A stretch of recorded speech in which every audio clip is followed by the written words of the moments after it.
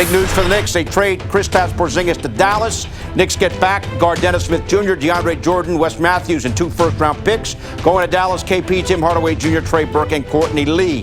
GM Scott Perry. As is standard for this time of year, we were exploring various options on potential trades, considering the uncertainty regarding Kristaps' free agent status and his request today to be traded.